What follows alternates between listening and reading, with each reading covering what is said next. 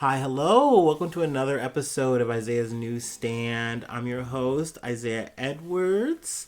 I have a return guest with me. Actually, my first return guest, I believe, Alicia. Hey guys, what's up? How are you doing?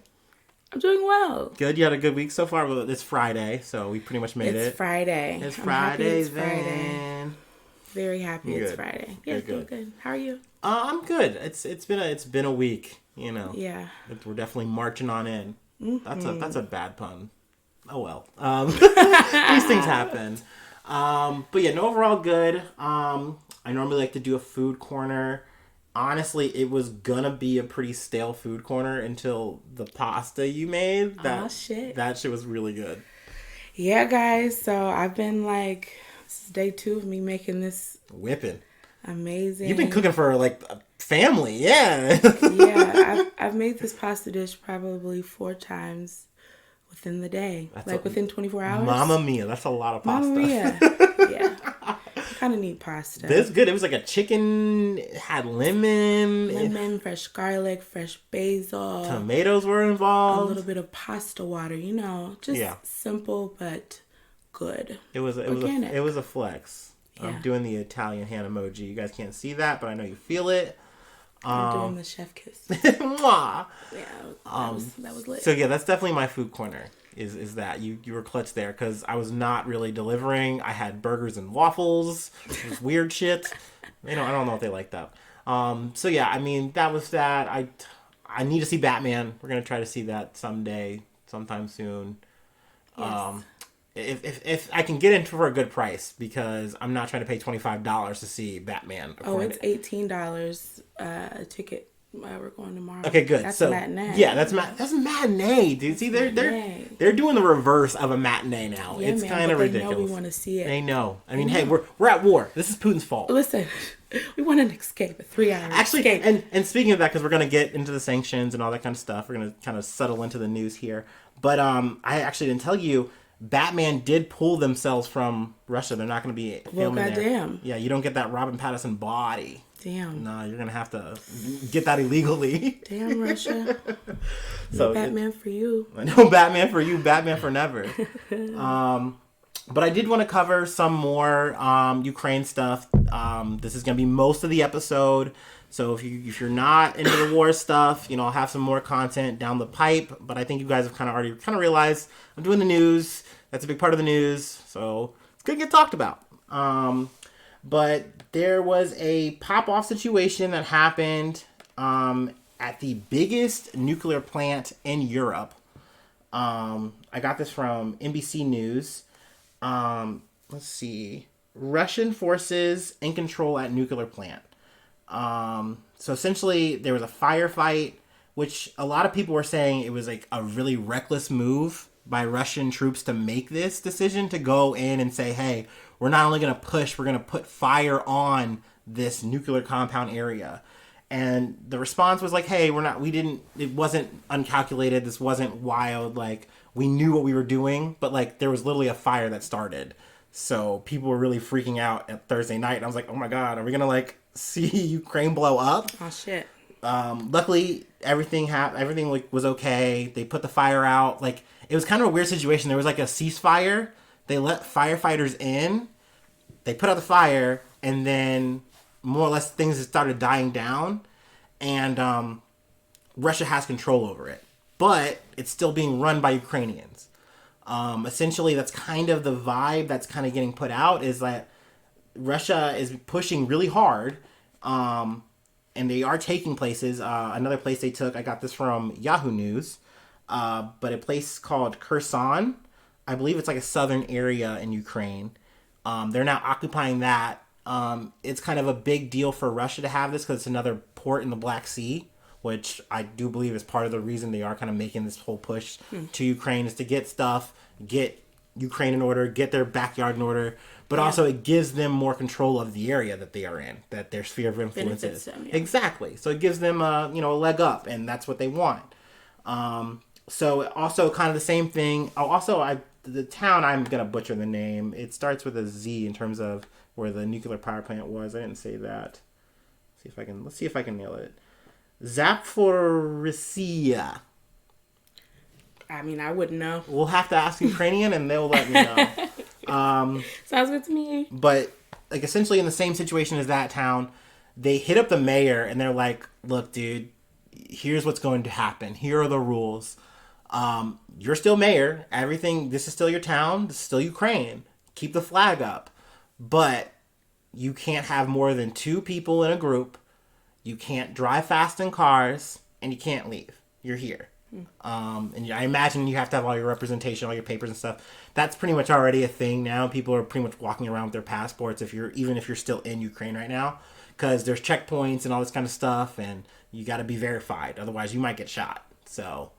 Because, yeah, people are living on a hair trigger right now, which makes sense. I mean, you're worried about Russian saboteurs and stuff like that. It's not like... Foreigners are in your country. You don't know really who... And also, too, I think there's a lot of perspective, like, this just happened, where it's like, no, I mean, they've been fighting since 2014. So, there's been separatists in these areas, moving around, doing stuff. And now there are also Russian troops moving in.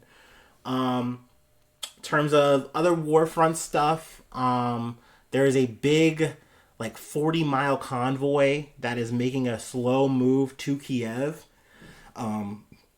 It's believed that they're going to try to siege, kind of, the city, which is, a big war thing to do. You surround it, cut them off from food and supplies. Essentially, that's kind of happening all throughout Kiev, or all throughout Ukraine right now.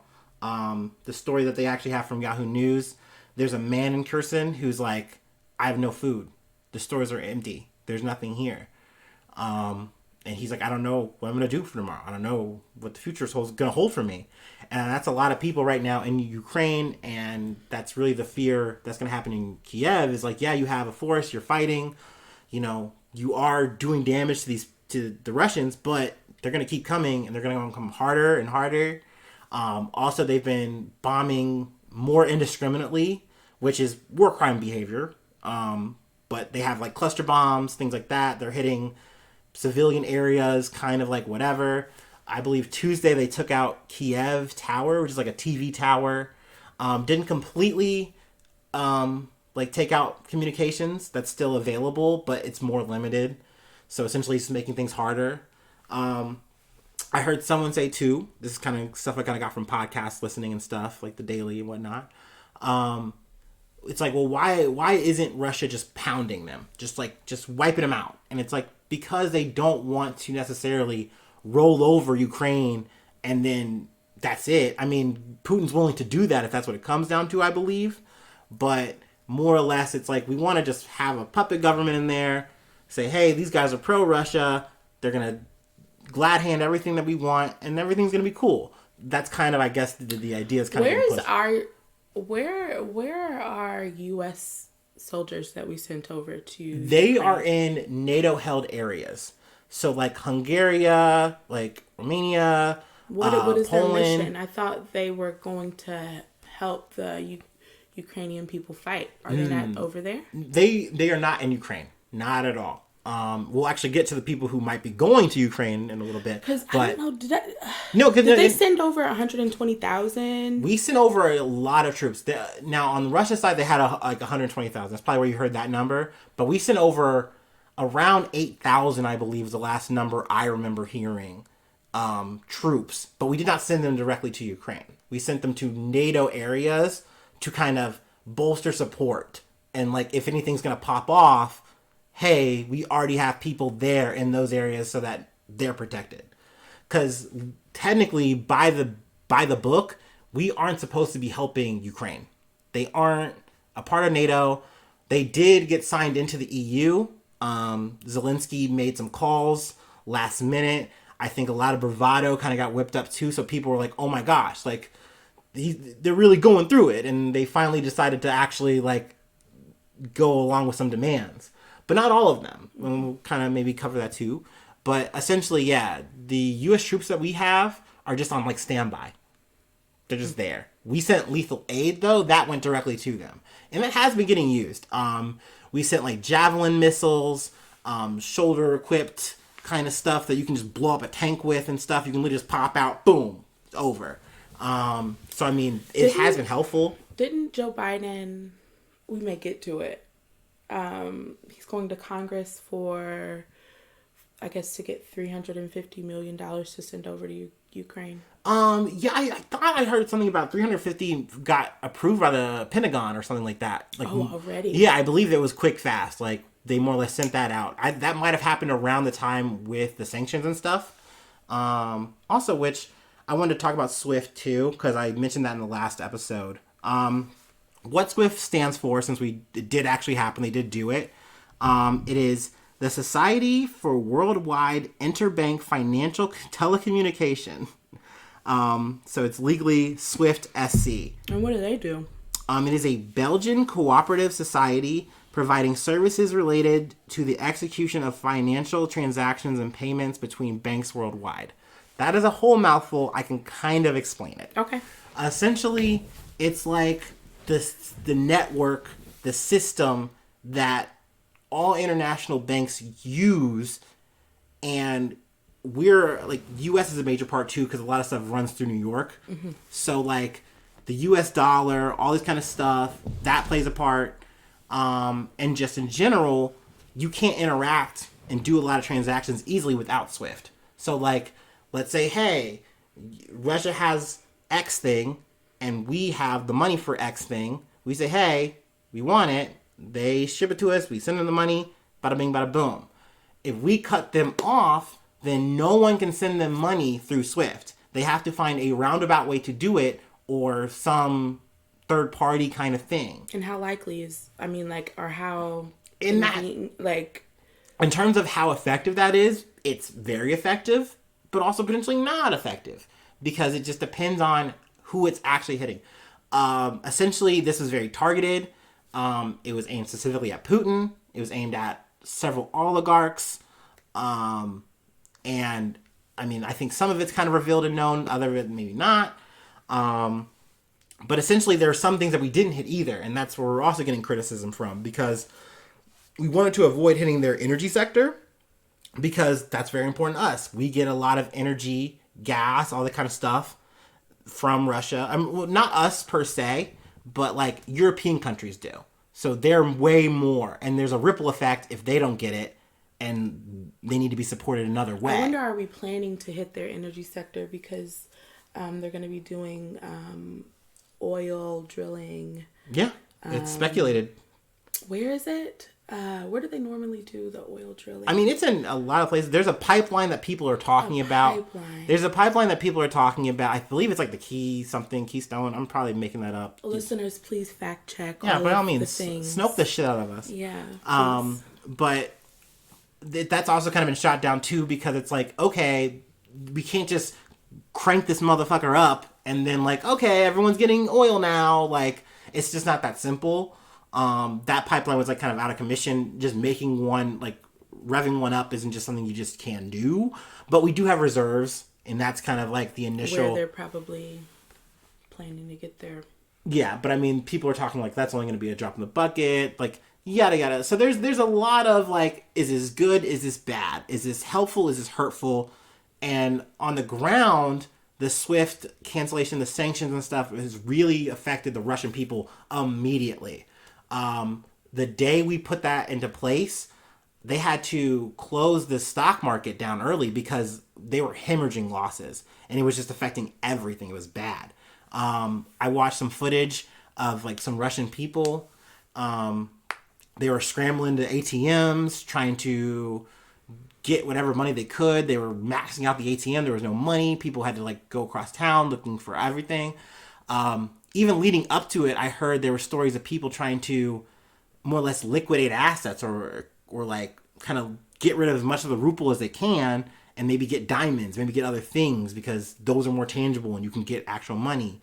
But there's been a big kibosh, and that's like pretty much made things a lot harder in terms of moving, getting money. Like, either Putin in the Kremlin is not going to let you do that. Like, you're not going to be able to leave and handle your affairs outside of Russia. And then even if you aren't planning on leaving, you can't get money. You can't do anything. I've heard also it's affected a lot of social content creators in Russia. Pretty much YouTube's they're not fucking with you. You're demonetized. You can't make money. Like, your bank account. I mean, big businesses have pulled out of Russia. Yeah. Or have paused their sales in Russia, have paused their everything in Russia. I mean, it's... Yeah. Sanctions are real. They're real. They are real. And I mean, essentially, like I said, that's affecting the oligarchs. Some of these oligarchs are people who, and it's kind of vague too, what an oligarch is. I have like a Google definition already kind of pulled up of what a Russian oligarch is. Russian oligarchs are business oligarchs of the former Soviet republics who rapidly accumulated wealth during the era of Russian privatization in the aftermath of the dissolution of the Soviet Union in the 1990s. That's like a bookie definition. Essentially, the way I've kind of translated it, the way I kind of see it, Russian oligarchs are like the billionaires, the big money makers, the big shakers of Russia. Essentially, it's like an Elon Musk, a Bill Gates, kind of someone who has enough money, who comes into the conversation and it changes the conversation. And those are the people we were trying to hit. Those are the people we're trying to affect, because then they're going to tell Putin, stop what you're doing, stop this war. At least that's the theory. But I mean, it's got people trying to hide yachts. It's got people trying to lay low. Like, there's people in Russia who have dual citizenship in the UK. They're getting hassled really hard because it's like, yeah, it's cool that, like, you're kind of, with us, but obviously you're not. Like, your money's tied to Russia and we're going to hit that. And so some people are making some preemptive moves. One person I wanted to kind of talk about, I know we're jumping around here and there. But I got this from CNN, and it is about Roman, I'm still going to butcher this name, Roman Abramovich. He was the Russian owner of Chelsea FC football club, and he is selling pretty much right after the Ukraine invasion. And at first I was like, oh wow, how philanthropic. And like the way he kind of laid it out, he's like, look, I'm selling the team today. I woke up, I saw the news, I saw everything happening, I feel affected by it, and I just want to sell the team. And not just do I want to sell the team that I've invested billions of dollars into. He made money off of like steel transactions and stuff. Kind of, that's how he made his big nut. I think he has over $14 billion. So he put like billions of dollars into the team, owns the team. He's like, look, I'm not even going to, I put out a lot of money. I'm not asking for that back. I'm selling the team, take the money, give it to Ukrainian aid. And it's like, wow, dude, that's a big move. But then when I started hearing how these sanctions and stuff are working, you go, oh, well, maybe you're trying to like Pontius Pilate, wash your hands of the situation and kind of move on now. Like, you don't want to get caught up in the works here. Like, you don't like Putin, it seems, or whatever. Like, you're just trying to get on and move on, you know? And, he boiled it down to his love of the game. That's why he was in it for the first place. It's not about the money. But people were saying he should have been maybe hit harder, or more should have happened, But I mean, he's more or less sold the team. I like I said, I personally kind of think it is a good move, but I don't know all the logistics. I don't know all the intentions behind it. Hopefully it is. But I also think that there are two sides to the situation that I think we're going to kind of get into with the next bit, where there was two orchestras fired a conductor. His name is Valery Gergiev. But they fired him for supporting Putin. Essentially, the story went, they're like, hey man, like, you're an amazing conductor. We love what you do. But you're literally a Putin bro. Like, you're literally friends with him. You dap this guy up. You say he's cool, and he's not cool. Like, we don't like him, and you gotta say you don't like him either. And he's like, I'm not gonna say that. So they pretty much fired him. And it's kind of one of those things where I feel like it is kind of a talking point. I feel like it's very common in these times where we, like, it's almost like I don't want to say nationalism. I can't find the word for it. But, like, it just becomes this kind of culture fight where, like, oh, you're either with us or you're against us. So, like, if you're with Putin, you're definitely a bad guy. You're definitely evil. But it seems like this guy is just a conductor. It's like, how can you support a murderer? Yeah, how can you support this tyrant? But then women I think and children. Then you think about all the tyrants and murderers and things that we've supported and backed, but then they didn't have a nuke or whatever, so it didn't really matter. But this really does, and so you gotta say no. And he's like, I'm not gonna say that. And also, I think too, if this guy is a murderer, do you want to talk shit about this guy? Do you want to say, oh, we ain't friends no more? Because I would have pause there. I would be a little bit diplomatic about that too. Yeah, it's like you want me to put my security at risk? Do you want me to eat a polonium sandwich? Because I don't want to die tonight. I have a family. Like, I wonder what they exactly wanted him to do. Like, did they want him to, like, did he have pictures on his Instagram with Putin or some shit that they wanted him to take down? Like, what? Yeah, because how did they want him to denounce him? There was a journalist that I don't remember when it was. They had this interview with him, but they like asked him about his friendship. He's like, I've seen Putin about 6 times. Of those 6 times, maybe 2 or 3, it was just him and I. But any other time, it was just, hi, nice to meet you. Him with his security. We talk a little bit, and that's it. And I'm like, what if I met Barack Obama? I didn't understand that. Oh, my phone's popping off. Don't worry about that. What if I met him, and then because of my friendship with him, fast forward, now it's like, oh, you work with those Americans. You like Obama. We got pictures, so you got to denounce him and all his works. Like, or you'll kick me out, or I'll get fired, I'll lose my job. Like, damn, is that, like, what do you do? Like, I don't know. So to me, it was definitely interesting. Lose your livelihood. That's kind of, damn. I mean, it's not like he was, like, wearing a I Love Putin shirt to, like, the orchestra concerts, right? Like, this dude's a president. Like, you know him. Like, he knows you. Like, you're both big deals, I guess. Like, I don't know. So that was definitely something that was kind of intense. Sucks for him. Hopefully he has a savings account. I'm sure he's fine. He's like a big name, so I'm sure he's not sweating it too hard. Yeah, he's probably sitting pretty. Yeah, a little retirement. Also, another a soprano by the name of Anna Nebretko.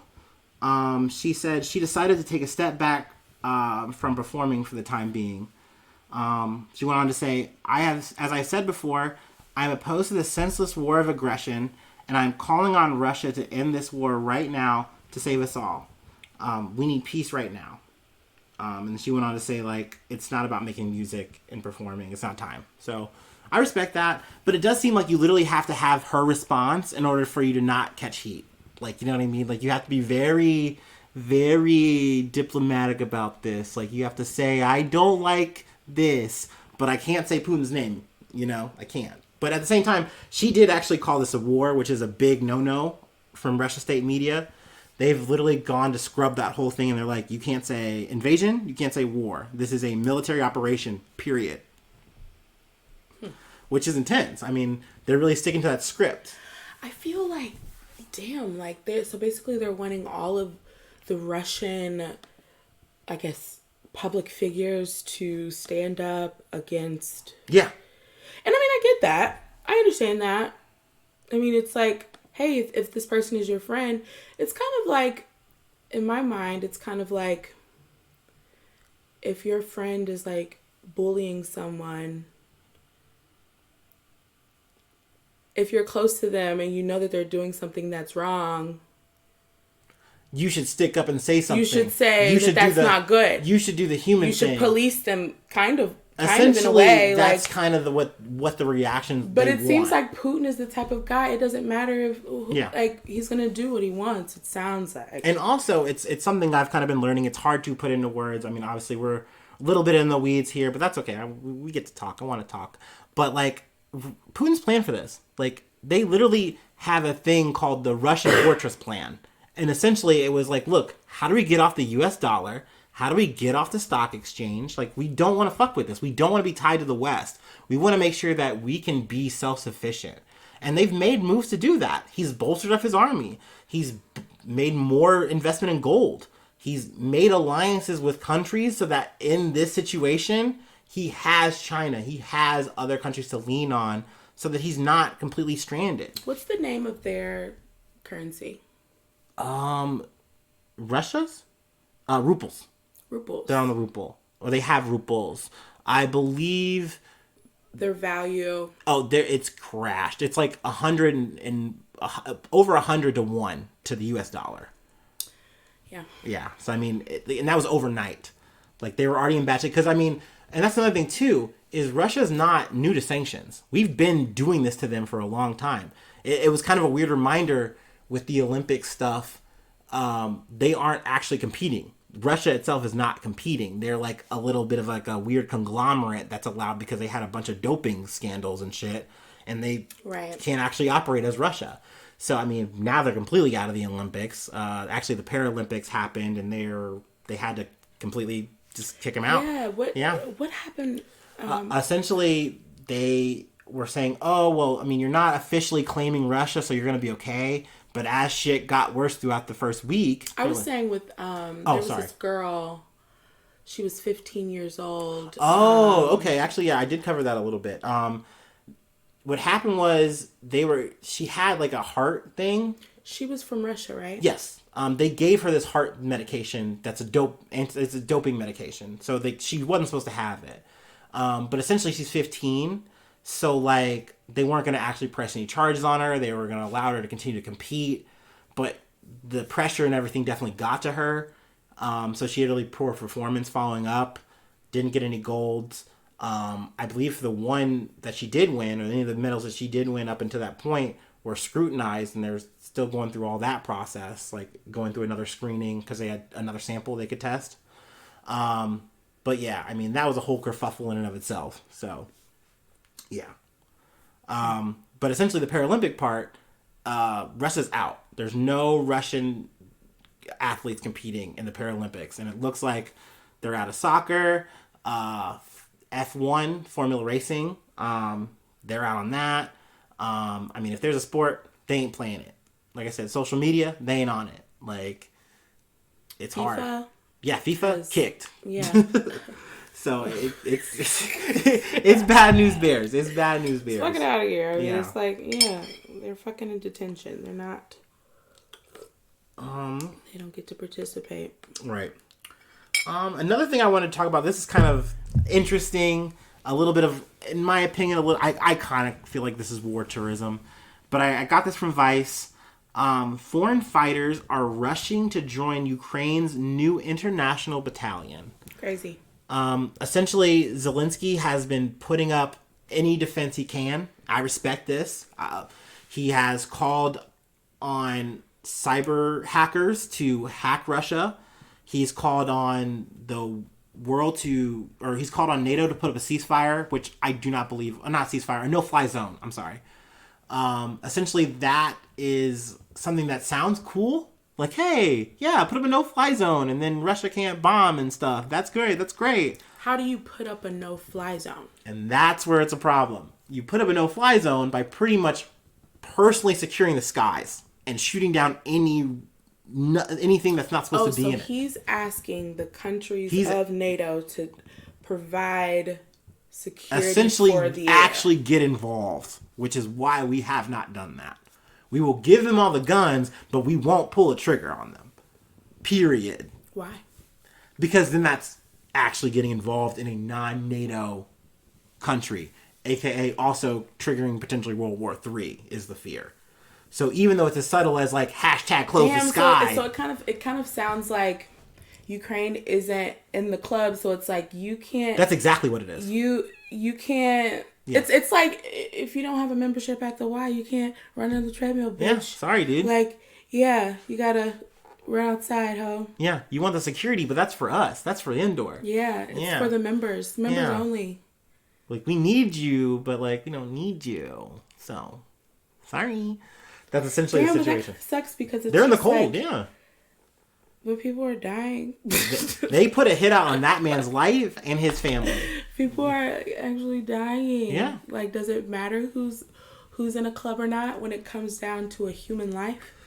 And what are we talking about? And it turns out when potentially nukes are involved, or maybe, and I mean, we're kind of going to get to that too, the color of people's skins. All of a sudden, these blue-eyed, blonde-haired people are... How could they die? How could they take an L? Front of the bus type shit. These are civilized people we're talking about, Alicia. Shit. Civilized. Did you hear me say that? I said civilized people. Yeah. You know? That doesn't happen. Those barbarians, no. Yeah, come on. So stay in Ukraine today. Essentially, the situation is really dire. So this has caused Zelensky to say, look, anyone who wants to come, we will take you on as like an international legion. So who has signed up? It has been several countries. I have the list here somewhere. Let me pull it up. That's just crazy. It's like, if y'all know how to fight, come over here, please. Yeah, basically. Pretty much. They said mostly Georgian fighters. I know there is someone from I believe the U.S. He was a Marine. That's quite noble.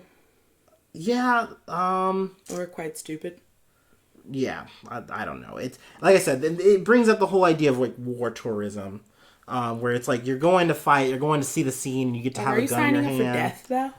I mean, potentially. I mean, like shit. That's real life. I mean, this is not Call of Duty. For real, but people want to play like it is. Yeah. We shall. We'll probably see all this shit on TikTok. Oh yeah. I mean, it's already pretty much popping. Yeah. Oh my gosh, someone's gonna like put it on their like YouTube live. Absolutely. Day in the life. Oh my true life. I'm at war. I shouldn't be laughing at that. Goddamn. It's hard. It's like, hard because it's one of those things where. Crying. Yeah, like I know I laugh when I'm nervous, and I know some people are like, you can't make jokes about this, like yada yada. I'm like, but this is how people deal with it, you know. I don't know. Okay, here we go. Countries including Canada, Denmark, and Norway have indicated that volunteers will be allowed to join the fight. And allowed is a key word here, because I believe Japan was also kind of on the list. There were some people in Japan who wanted to fight. And they got to the point of like, yeah, we're going to get on the plane. And they said, hold the fuck up. Like, literally, like Japan government was like, we are not letting you go. No. If you want to help, you help from here. Like, because they understand that involvement is involvement. And it's a big deal. Some people want to say, hey, look, like we support Ukraine, but we are not putting heads on the field.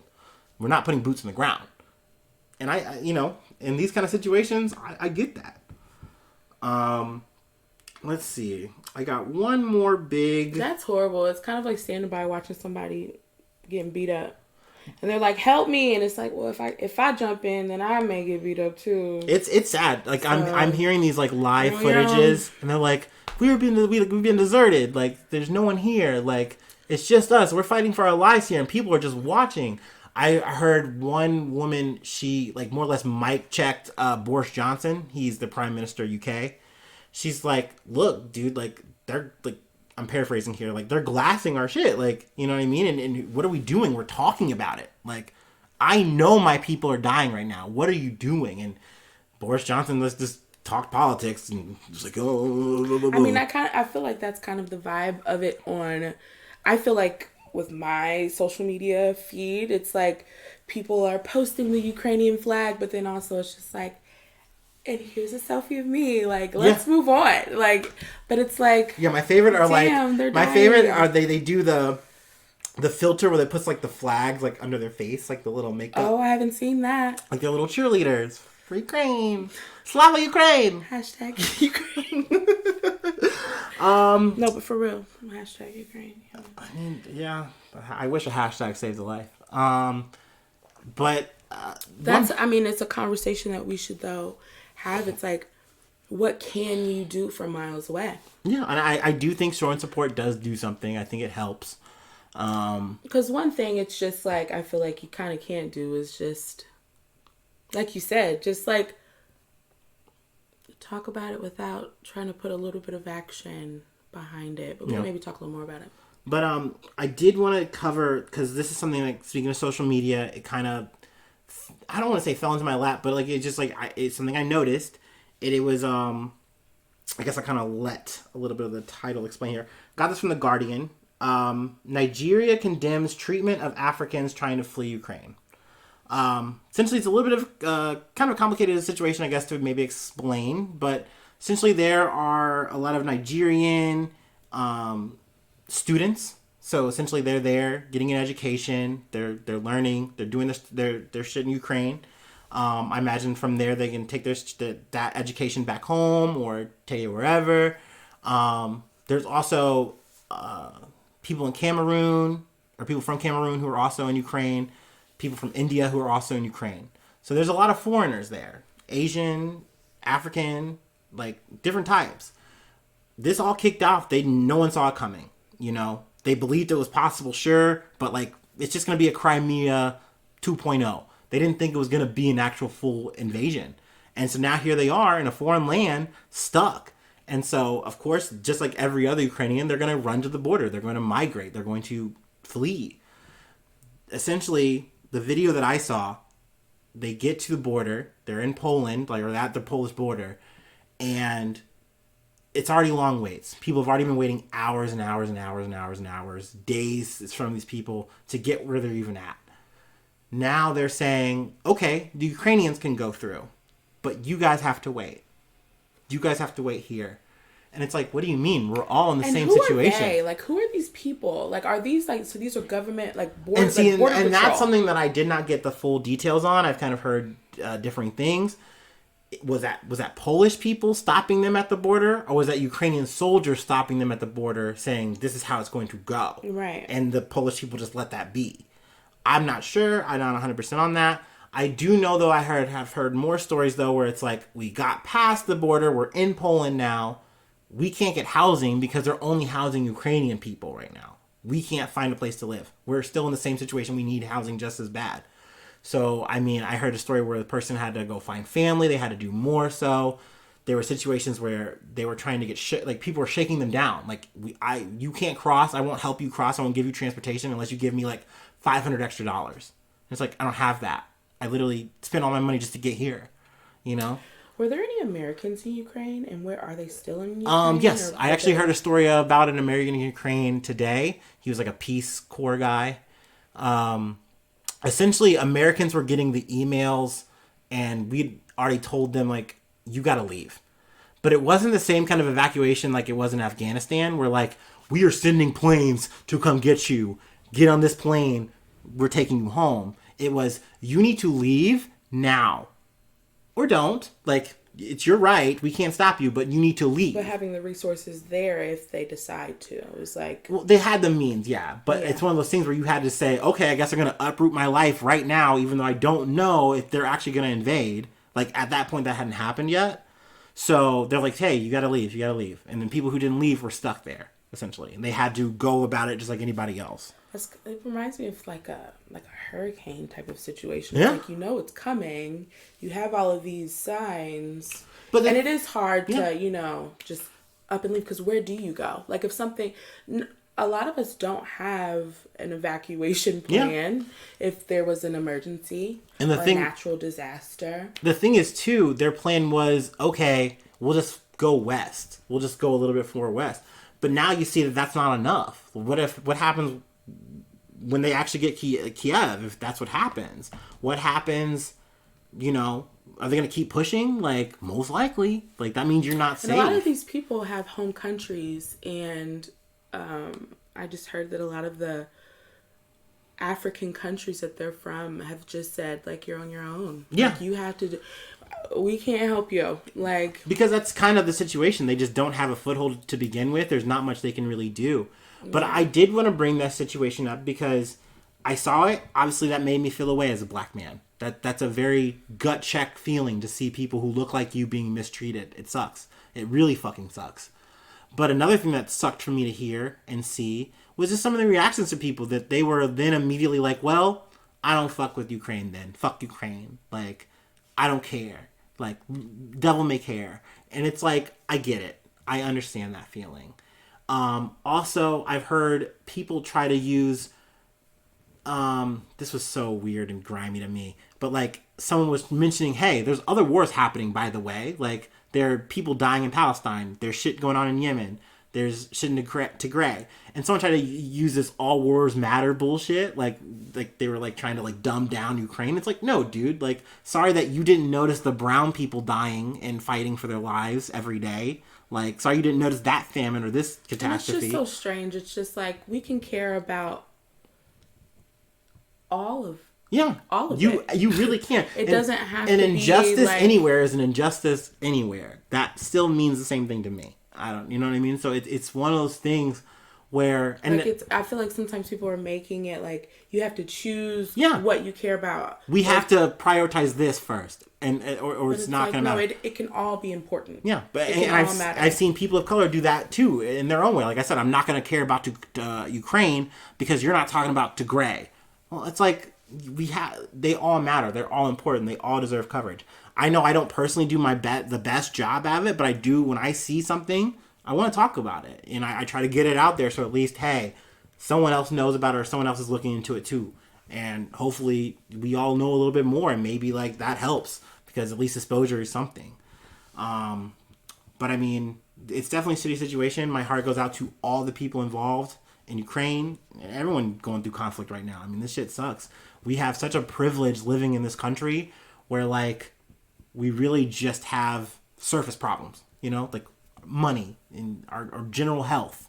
Like we don't have to fight for our lives every day. I mean, yeah, metaphorically, or yeah, like we might be in an impoverished situation, but like, I don't know, it could be way worse. I think seeing these kind of things has definitely always opened my eyes to it, and that's why I like to keep talking about it.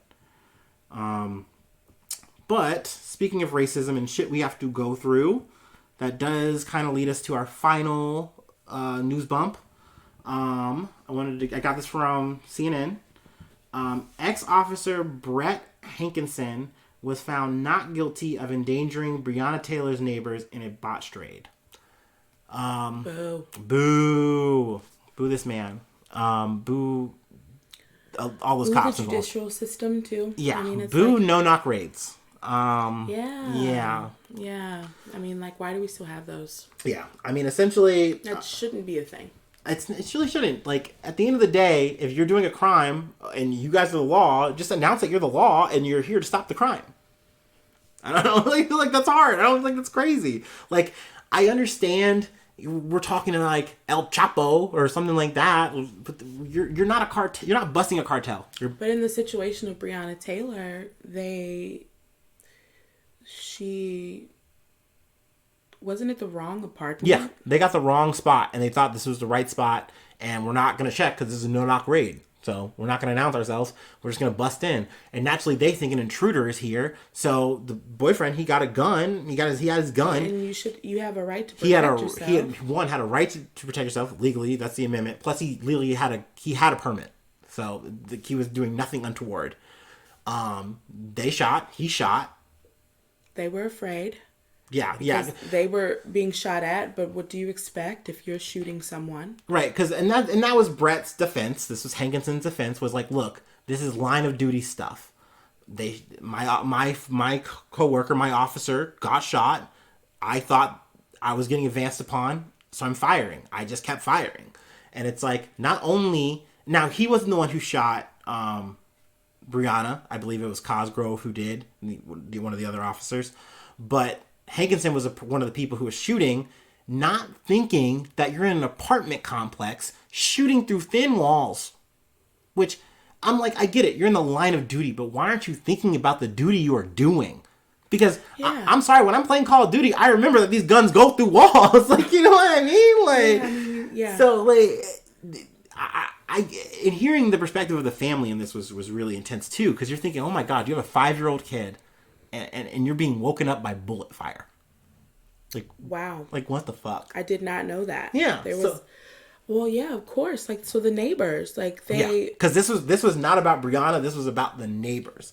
Like... So the neighbors, they weren't harmed in any way. No. But they were obviously in danger. Mm-hmm, they got shot at. So, I mean, it's just something that had to get hammered out. Essentially, he was only going to get, like, at the very worst, like, 5 years. But, like... Nah, they wouldn't even give him that. So... At least these guys aren't on the force anymore.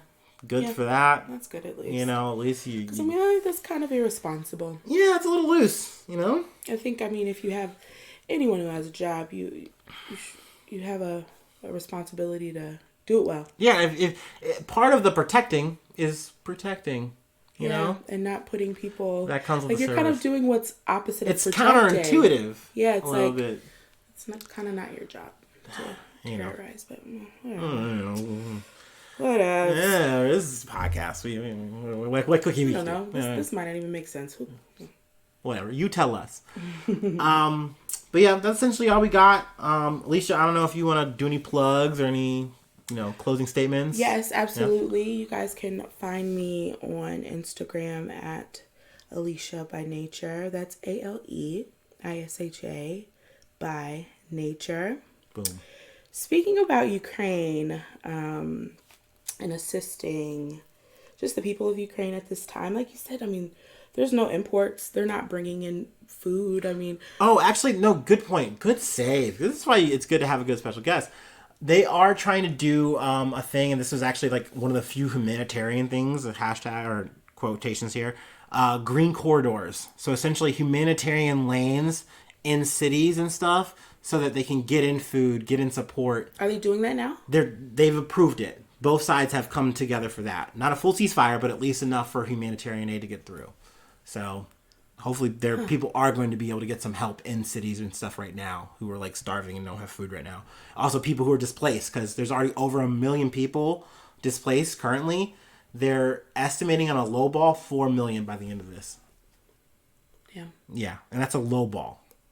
So she's rough. She's you tough. can catch me at Alicia by Nature on Instagram. Like I was saying, if you go there, in my bio, there is a link for Support Ukraine. Support Ukraine with Care, which is a company. Oh, yeah, I've heard about this. One of the streamers I watch actually is doing a big donation match for that. Yeah, CARE has launched an immediate crisis response to reach 4 million Ukrainians with emergency aid like food, water, hygiene kits, and more.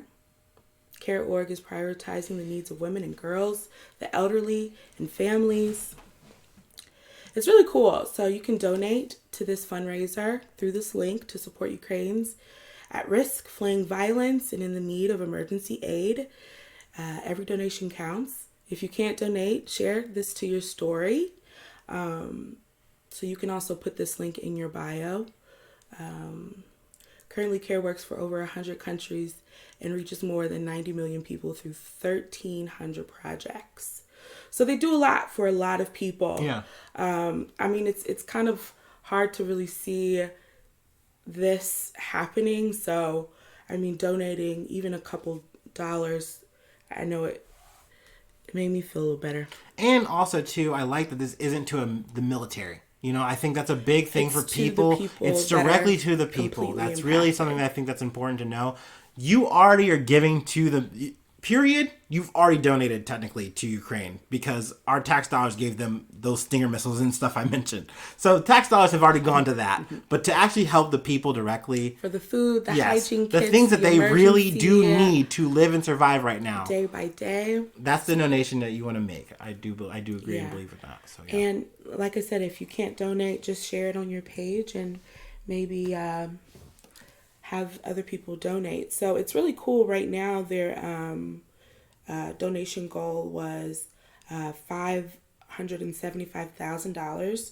Right now they're at $576, $199.38.